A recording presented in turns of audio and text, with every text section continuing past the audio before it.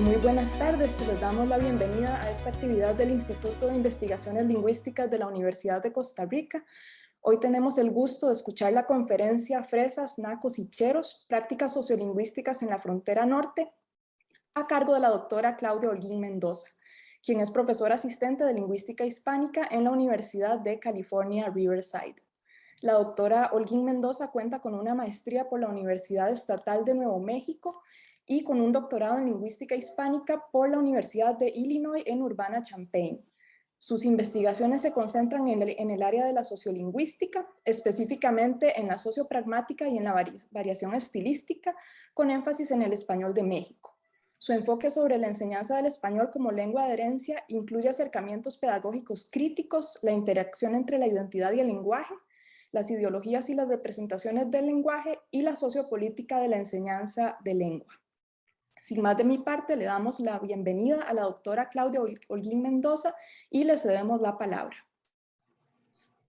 Muchísimas gracias, Gabriela y Antonio, por la invitación, y también quiero agradecer a mi colega y amiga Munia Cabal por contactarme con INIL y la recomendación. Y a todos, todas presentes, muchas gracias por asistir a esta charla. Voy a compartir ahora mi pantalla. Y avísenme si no pudieran verlo, pero todo el mundo puede ver. Sí, se está viendo. Perfecto. Muy bien, pues, y me escuchan bien, ¿verdad?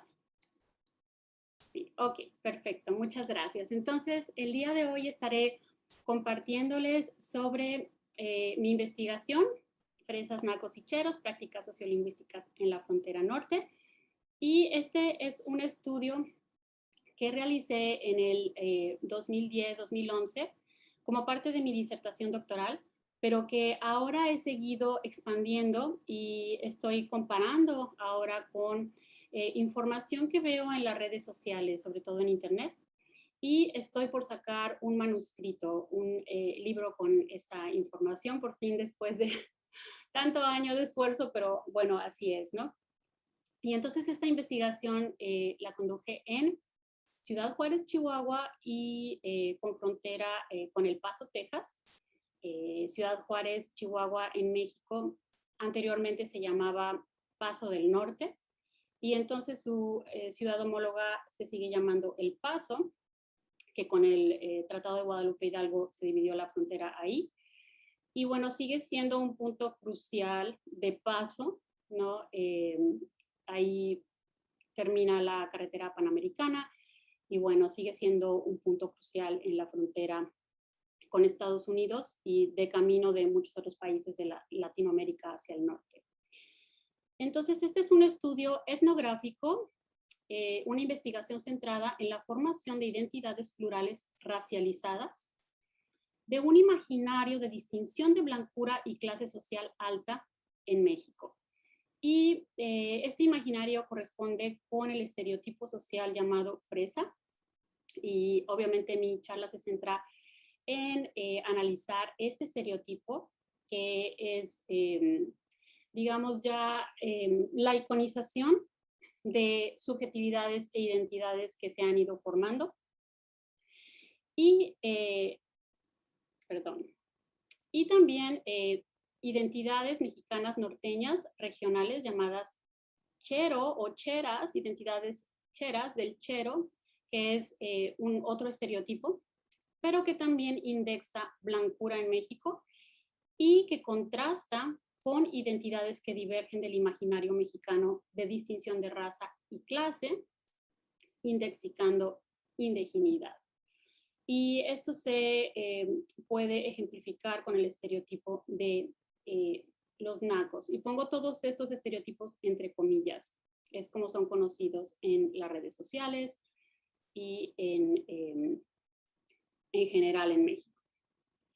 Y mi estudio es sociolingüístico y también se centra en la antropología lingüística, y analizo las ideologías. Me centro en una red social, y dentro de esta red social en 3 comunidades de práctica de jóvenes, tanto en Juárez como en El Paso, pero todas esas personas son mexicanas viviendo en Juárez, pero que se mueven también en El Paso, Texas. por ser frontera. Obviamente la realidad después de la pandemia es muy diferente, pero digamos en términos antes de la pandemia, en otra realidad. Y sigo entonces esta postura teórica de las comunidades de práctica dentro de la sociolingüística para analizar mis datos. Y entonces encuentro que existen funciones pragmáticas de variables lingüísticas y las analizo por medio de la teoría de la relevancia dentro de los estudios de pragmática. Y esta investigación muestra la relación tan estrecha que existe entre los espacios socioeconómicos y geográficos y que están ligados a las prácticas sociales y lingüísticas. Y encuentro que hay una relación estrecha entre el acceso y la conciencia que los hablantes tienen de las diferentes variedades de español e inglés a lo largo del imaginario dentro de un continuum socioeconómico y racial mexicano. Esta investigación deconstruye, obviamente, los constructos sociales de clase. No voy a estar hablando de las personas de clase alta hablan de tal manera y las personas de clase trabajadora de otra manera. Sabemos que eso ya quedó atrás y que obviamente esos son constructos y que los podemos explicar de otras maneras. Y entonces yo tomo las redes sociales, las comunidades de práctica y el acceso a la información sociocultural y la conciencia de los hablantes. Y entonces para visualizar un poco estos estereotipos en México, que muchos aquí estarán familiarizados con el estereotipo de las personas fresas en México, y me comentaban que en Costa Rica también conocen esta palabra, y en México particularmente se refiere a estas personas, en general mujeres, pero obviamente hay fresas hombres dentro de un binario de género, tomándolo en cuenta también como constructo social. Y es un estereotipo que es marginal, vamos a decir, no es de prestigio, pero se ha reapropiado como de prestigio. Y vemos aquí en este tweet una persona que dice hashtag soy fresa y me vale, ¿no? Con orgullo. Entonces, esa es la complejidad del estereotipo que se ha hecho con estas identidades. Y al adoptar posturas y performatividad de personas de privilegio, por medio de usos estilísticos del lenguaje y el discurso que conforman significados específicos, las jóvenes en mi estudio etnográfico recrean el significado social del capital lingüístico que les permite ascender en la escala de clase social, pero que realmente es racial en México, dentro de una lógica de blancura. Y entonces es así como yo estoy estudiando la blancura y ya no solamente identidades dentro del imaginario típico mexicano del mestizaje, pero tomando en cuenta que la blancura es el ideal en México. Y estos discursos son nacionalistas y se alimentan de ese nacionalismo que ha promovido la noción del mestizaje como el mito de la fusión entre los indígenas y los españoles y la colonia, pero estas narrativas hegemónicas perpetúan un sistema violento de categorización en la que se excluye y marginaliza a la población indígena. En la historia exaltamos el imperio azteca y lo que nos heredó, pero en la realidad seguimos despojando a las personas que heredaron ese imperio, ¿no? Pero que fueron oprimidas y asesinadas, exterminadas en la colonia, y que todavía tenemos comunidades indígenas sufriendo, pero esto se ignora, ¿no? En el discurso social. Sin embargo, estas narrativas están llenas también de contradicciones e inconsistencias y seguimos dentro de un conflicto social y una violencia extrema en México. Y ahí la complejidad de estudiar estas subjetividades e identidades reflejadas en los estereotipos. Y para ilustrar todavía más estos estereotipos, tengo aquí imágenes de, arriba vemos imágenes de un show en Netflix en la actualidad que se llama Whitexicans, y vemos ahí, ¿no?, las imágenes de las performatividades de las posturas, de lo que se llamarían fresas, pero que ha evolucionado también en los llamados whitexicans. En la foto de abajo vemos el estereotipo de, entre comillas, el naco. En el show de Víctor, que es Víctor, pero ya vemos ahí emblemático ese uso, esa pronunciación, ¿no? De Víctor, hasta en la ortografía de cómo escriben el nombre. Porque obviamente el estereotipo del naco también va a ser personas que hablan con un estilo específico de clase trabajadora, con lenguaje popular, pronunciaciones que no son estándar, etc. ¿Y dónde entran los cheros aquí? Los cheros es una identidad que antiguamente sería los rancheros, pero ha evolucionado ahora en el chero. Y esta persona en la foto puede nunca haber montado un caballo, puede nunca haber tenido o arriado unas vacas o tenido un rancho, pero su troca está muy limpiecita, ¿no? Y no tiene barro ni lodo. Es decir, es una identidad ahora comodificada urbana, pero obviamente que tiene los elementos, rescata los elementos de la identidad del ranchero, trabajador, de antaño, y se comodifica. Todas estas identidades entran comodificadas ahora dentro del capitalismo tardío y extremo global. Y las ideologías del lenguaje que yo estudio aquí, me guío por Irving y Gall. Estas autoras hablan de la iconización, borradura y recursividad fractal. Y la iconización entonces es un proceso que va junto con la borradura. Y si yo, por ejemplo, digo, todas las personas fresas son presumidas, ahí estoy borrando la individualidad, las características particulares de una persona, ¿no es cierto? Entonces esos procesos van de la mano y no ocurre uno primero que el otro, pero al mismo tiempo. Y ahí, perdón, tengo un error, es recursividad fractal. Y entonces es este proceso en el cual yo vuelvo a repetir estas ideologías en otra comunidad, o la sociedad vuelve a repetir recursivamente estas ideologías. Y yo encontré eso en mi investigación. No solamente personas con privilegio, con capital, reproducen estos estereotipos de ser fresa, sino que también personas que están fuera de esa comunidad. Pueden ser personas hasta que viven en una casa de cartón, en una colonia marginal. Y esto fue también lo más interesante que yo encontré, desafortunadamente, ¿no? Que se siguen reproduciendo estas ideas de blancura como un imaginario. Entonces no importa si una persona tiene dinero o no, es el imaginario de la identidad lo que aquí importa para hacer de nuevo una performatividad o un performance de identidad fresa.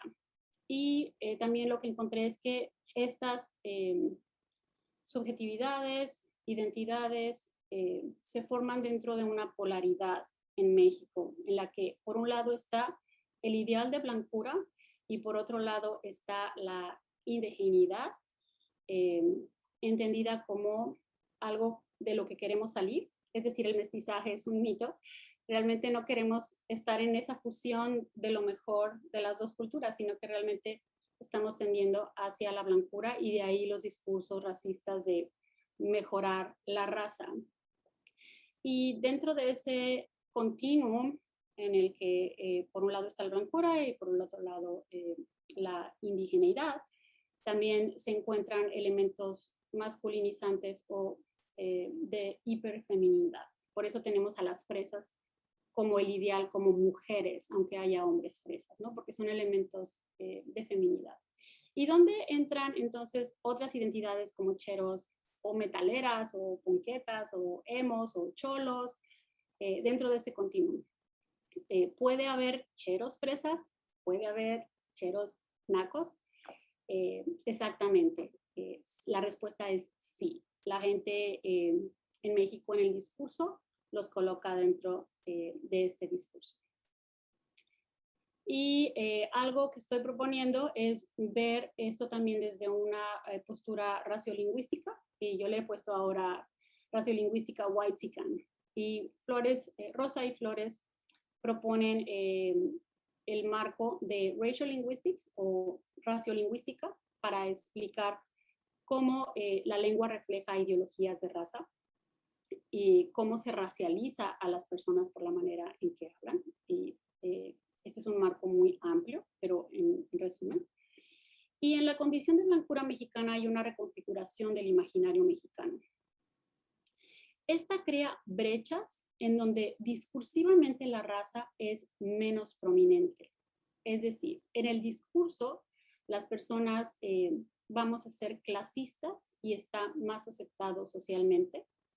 Está aceptado socialmente decir que una persona es trabajadora y que ha estudiado y trabajado mucho y que por eso ha salido adelante, y que si tú eres un flojo, pues ese es tu culpa porque no sales de ahí. ¿Me explico? Ese es el discurso clasista de meritocracia.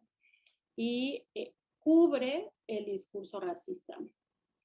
Sin embargo, hay áreas permeables en donde los habitantes utilizan todos sus recursos comunicativos para indexar movilidad social, meritocrática, ignorando el racismo, como mencionaba. Y entonces, en estas áreas permeables, digamos que sirven para blanquearse, independientemente de los rasgos fenotípicos de una persona, ¿no? Uno se puede blanquear por medio del estilo sociolingüístico. Y esa investigación también expone los límites, ¿no? Hay un momento en el que el discurso es racista y no hay ahí nada encubierto. Y entonces también he podido encontrar ejemplos dentro de mi etnografía que ilustran esto. Y la identidad chera es una de esos momentos, o el analizar la identidad chera me permite observar estos momentos en los que el discurso blanquea a las personas, porque como mencionaba, el ranchero o ranchera se consolidó como identidad en el porfiriato. Por ejemplo, sucedió en Argentina con los gauchos, ¿no? En México sucedió con los rancheros. Y esta formación de identidad ahora está siendo reconfigurada, como mencionaba, como el chero, pero es un imaginario social de blancura. En el norte de México se masacraron a los pueblos indígenas de una manera tal que la sociedad en ese entonces en realidad sí fue más blanca. Y eso creó el discurso. En la actualidad eso ya no existe, pero el discurso sigue que el norte de México es blanco, trabajador, y por eso la identidad chera es de orgullo, pero también de blancura. Y el mito del mestizaje entonces es más bien una interminable añoranza y deseo de una condición nada más. Y la blancura mexicana entonces, como mencionaba, facilita el blancamiento. Y como mencionaba, estas identidades son comodificadas. En la era de la economía neoliberal hay una metamorfosis social. Y entonces estas identidades se pueden comprar. Puedo comprar ese estilo e imitarlo. Y la identidad fronteriza es complicada. En la frontera, muchísimas personas dominan el inglés.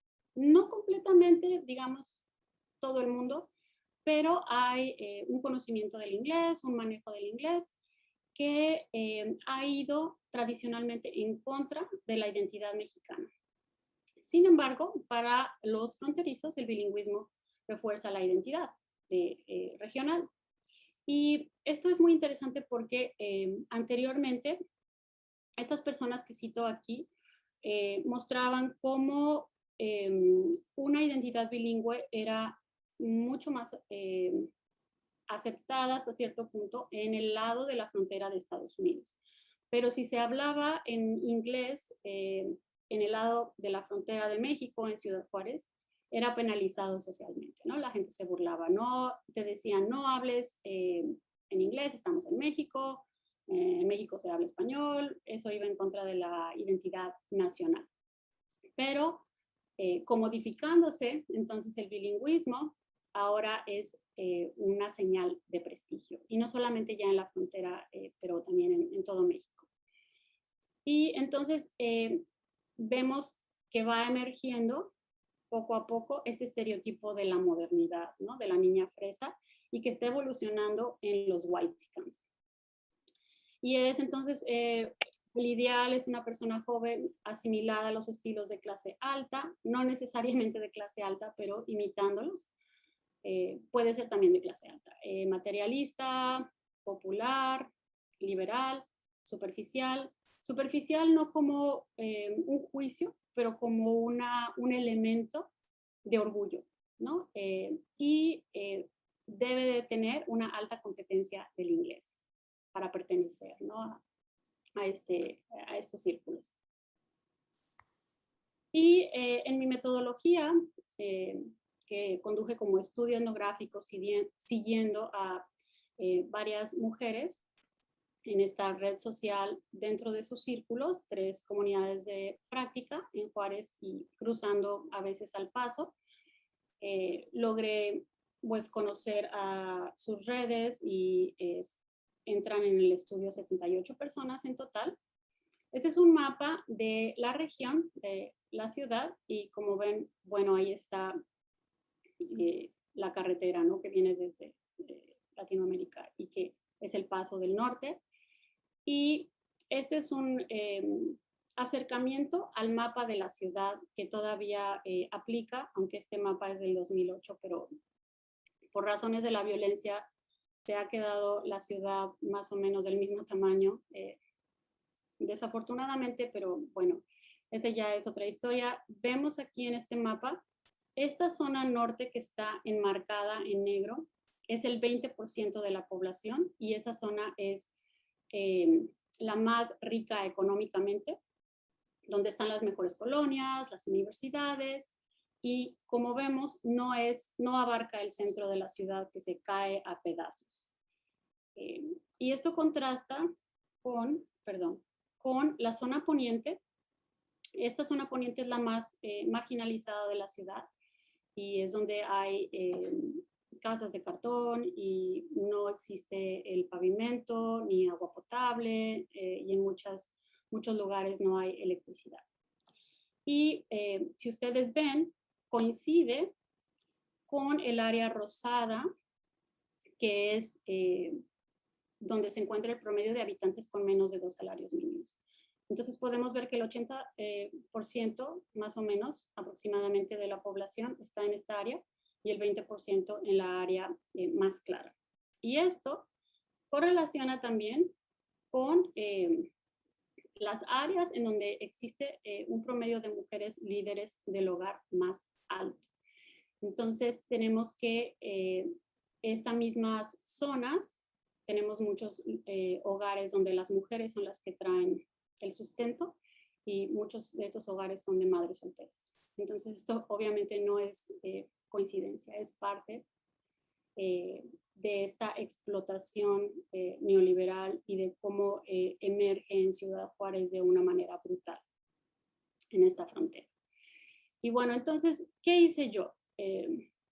Contacté personas que yo conocía, porque originalmente soy de ahí, mi familia es de ahí, y entonces me moví en un grupo de mujeres que estaban en ese entonces en la Universidad Autónoma de Ciudad Juárez, y que iban a hacer tutorías a una escuela preparatoria católica en la periferia, en esta área poniente, y con otras personas que eran sus amigas, pero que no iban al área poniente, y que se movían más en el TEC de Monterrey, que es la universidad más prestigiosa en México, una de las más prestigiosas en México, y en Juárez la más, y la Universidad de Texas en El Paso, porque es un lugar prestigioso en la frontera para estudiar.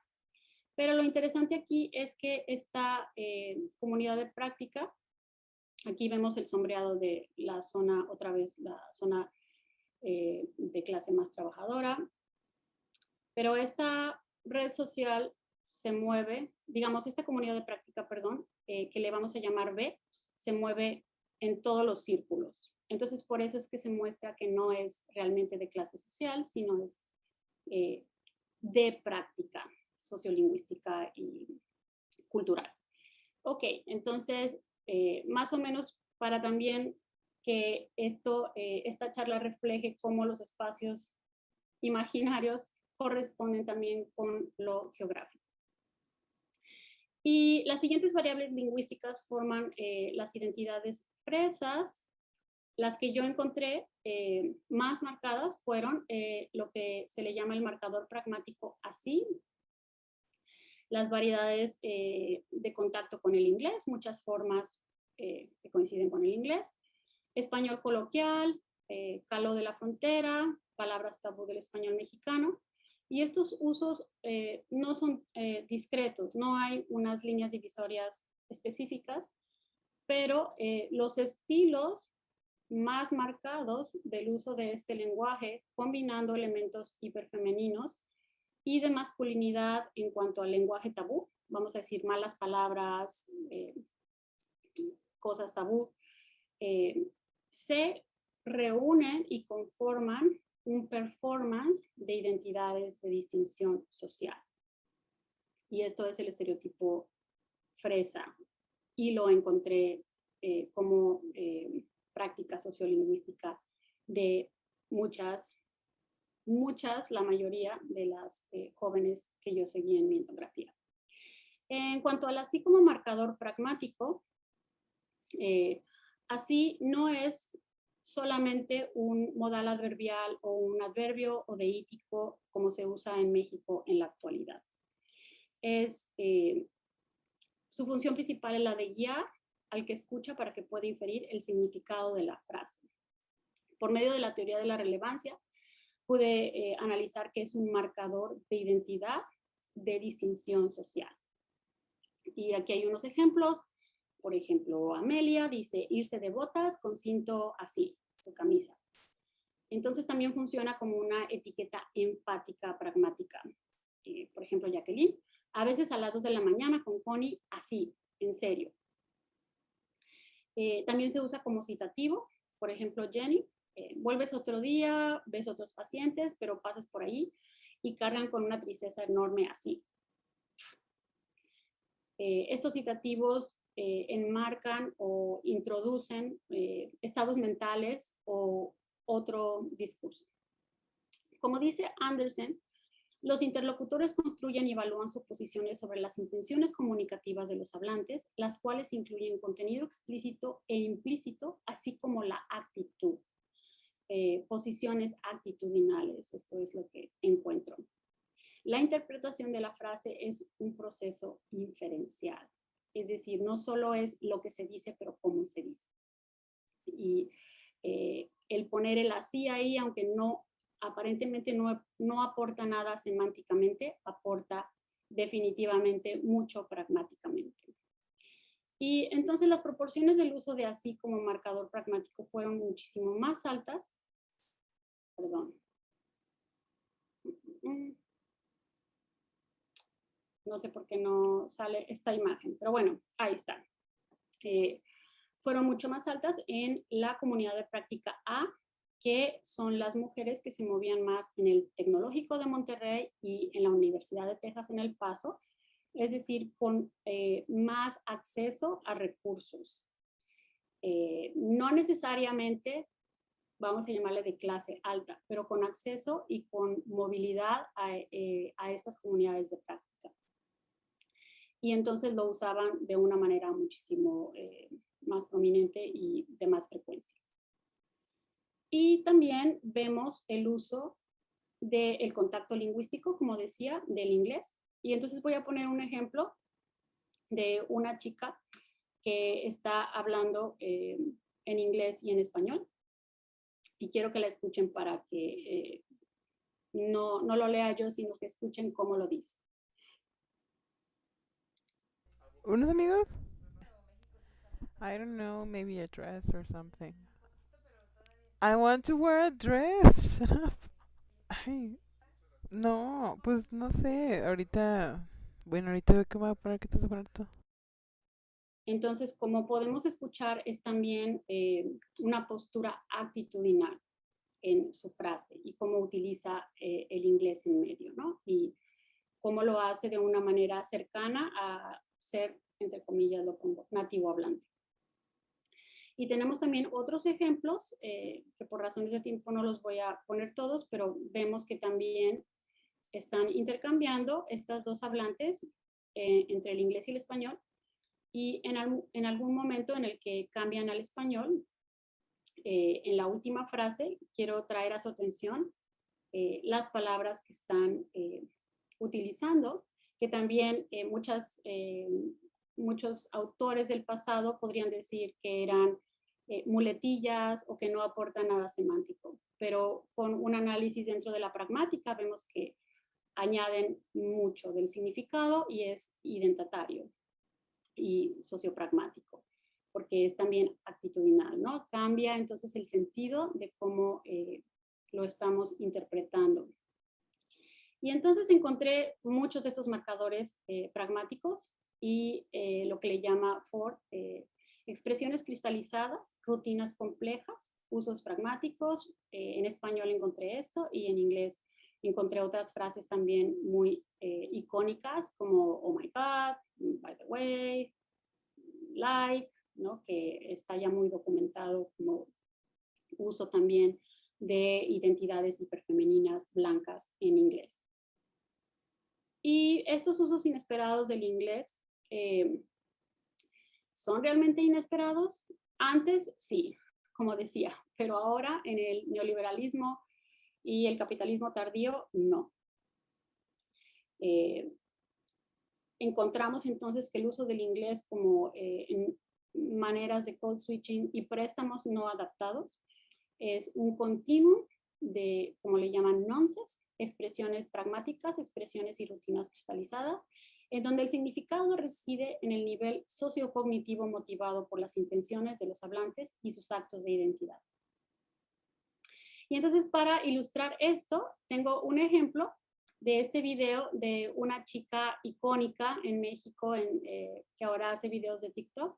Y entonces, para que escuchen todos esos elementos que mencioné en este video.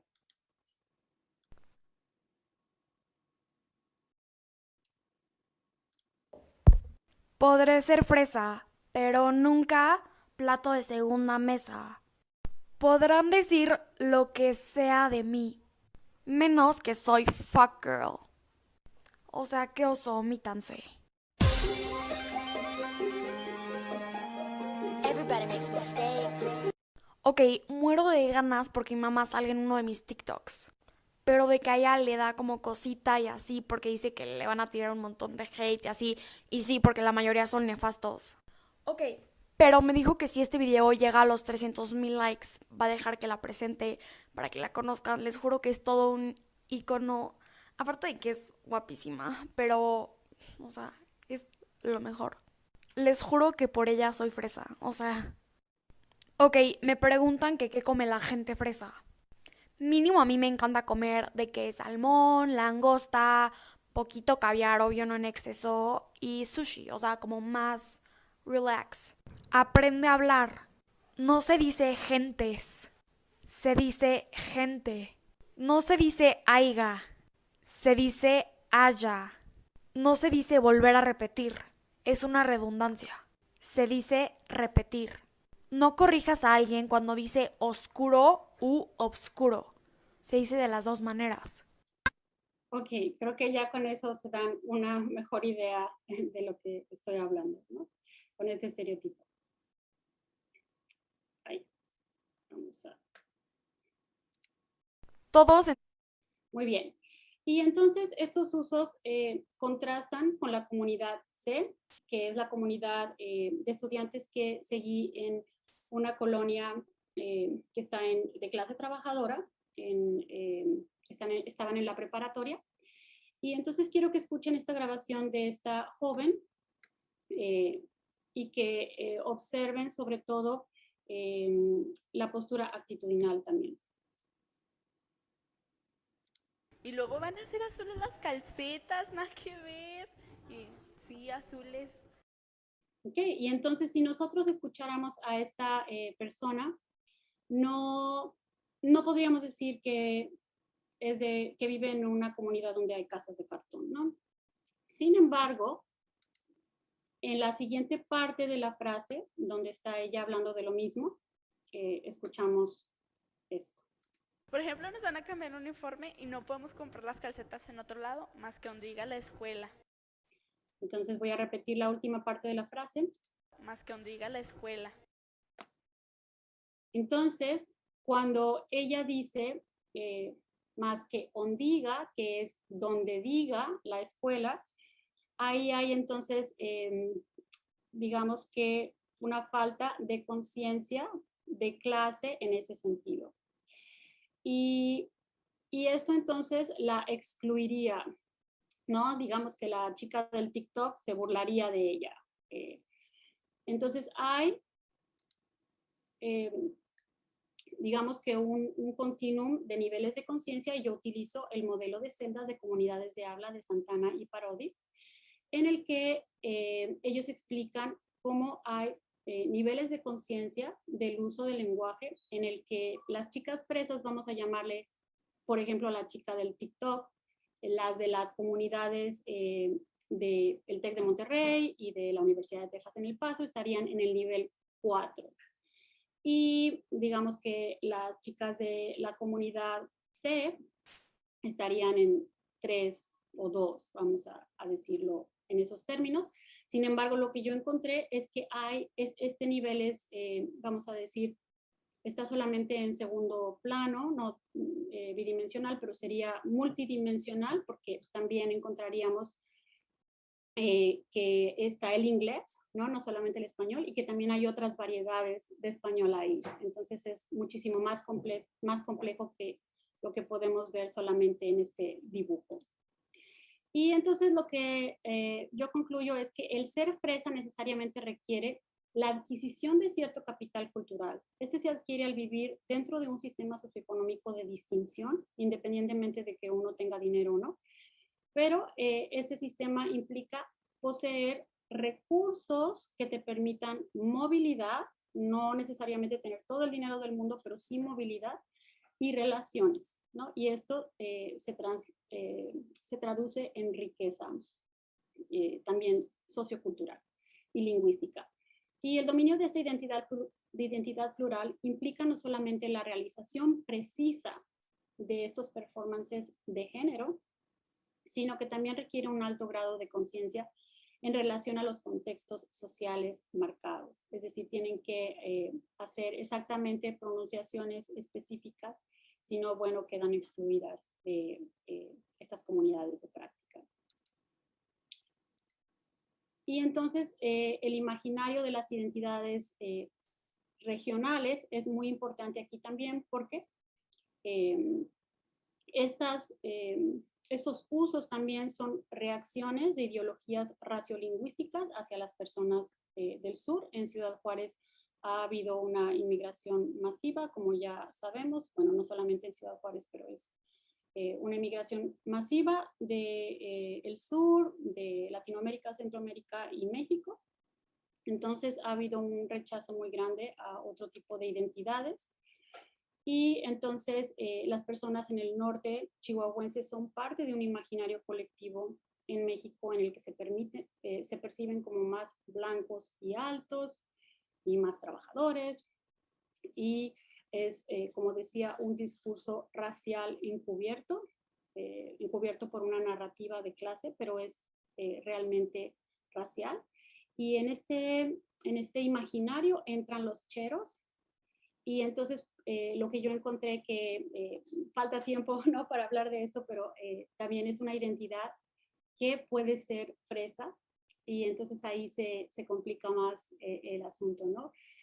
Al comodificarse todavía más, entonces entran también elementos lingüísticos regionales, pero que se reapropian como símbolos de prestigio y se añaden a los de los elementos fresas, y entonces se crean más identidades de este tipo. Y podría aquí hacer otra etnografía y encontrar rockeros, fresas, etc.